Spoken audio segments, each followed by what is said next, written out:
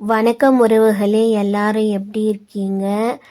செம மழை வந்துடுது ஈவினிங் ஆனாவே. அதனால் நாங்கள் காலையில் 11 மணிக்கே பூ அறுக்கிறதுக்கு வந்துட்டோம். நான், பாட்டி, அம்மா, அப்பா எல்லாருமே.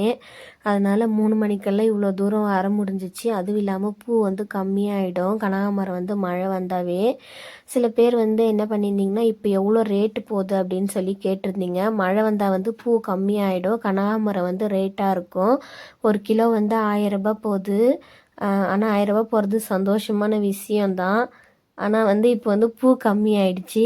அப்போ 5 கிலோ 6 கிலோ பூ இருந்தப்போ எவ்வளோ காசு வருதோ அவ்வளோ காசு தான் இப்போவும் வரும். அவ்வளோதான். அப்போ 6 கிலோ பூ வந்திருந்தப்போ 300 400 போச்சு. 300 கணக்கு போட்டிங்க அப்படின்னா கூட 6 3 18 1800. இப்போ 1000 கிலோ போகுது. 2 கிலோ வருது 2000. அவ்வளோதான். அப்பயும் அவ்வளோதான், இப்பயும் அவ்வளோதான். வேறு ஒன்றுமே கிடையாது. அதில் வர கூலி, உப்பு அடிச்சது, மருந்து வச்சது, கூலி கொடுக்குறது, இதுக்கு எல்லாம் போய் நம்மளுக்கு கரெக்டாக நம்ம கூலி எவ்வளோ வேலை செய்கிறோமோ அந்த மாதிரி தான் நம்மளுக்கு வரும். பத்தாது கரண்ட் பில் வேறு கட்டணும். எங்களது ஒன் சர்வீஸ். நம்ம எவ்வளோ தண்ணி பாய்ச்சிரோமோ அவ்வளோ கரண்ட் பில் கட்டியே ஆகணும். அதனால் மழை வர மாதிரி இருக்குதுன்னு சொல்லிட்டு சீக்கிரமாக வந்துட்டோம். பாருங்கள், சில்லு சில்லு சில்லுன்னு அடிக்குது காற்று. அப்புறமா பார்த்திங்கன்னா இந்த மழை வந்ததுனால என்ன ஆச்சுனாக்கா, இன்னொரு 1/2 கிலோ 3/4 கிலோ பூ எக்ஸ்ட்ரா வந்திருக்கும். செடியில் பூ எல்லாமே கொட்டிடுச்சு. இது தெரியுது பாருங்கள், எவ்வளோ பூ கொட்டிடுச்சு. அதை பார்க்கும்போது மனசெல்லாம் அப்படியே ஒரு மாதிரி ஆயிடுச்சு. இருந்தாலும் என்ன பண்ணுறது, இதெல்லாம் நம்மளுக்கு சகஜம் விவசாயிகளுக்கில.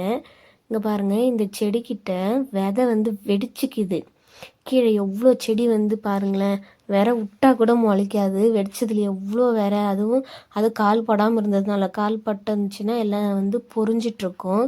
நல்லா முளைச்சிருக்கு பாருங்கள். நிறைய பேர் செடி கேட்டிங்க. இந்த செடியெல்லாம் வந்துச்சுன்னா நான் உங்களுக்கு கண்டிப்பாக கொடுக்குறேன். அதே மாதிரி சொத்தையாக இருக்குதுன்னு நினச்சி எல்லா விதையும் எடுத்துன்னு போய் கொட்டிட்டோம், முளைக்காதுன்னு சொல்லிட்டு. பாருங்கள், செம்மையாக முளைச்சிருக்கு. அந்த குட்டி குட்டியாக தெரியுது பாருங்கள். அந்த காயின் இருக்குல்ல, காயின் மாதிரி இருக்கு பாருங்கள், ரவுண்ட் ரவுண்டாக குட்டி குட்டியாக. இந்த பாருங்கள் எவ்வளோ விதை எப்படி முளைச்சிருக்கு. அதை பார்த்தா சந்தோஷமாக இருக்கு. ஆனால் மரத்தை தண்ணி கீழே விழுந்துச்சுன்னா அடிபட்டுருமா என்னன்னு தெரியல. பார்க்கலாம். பாய்.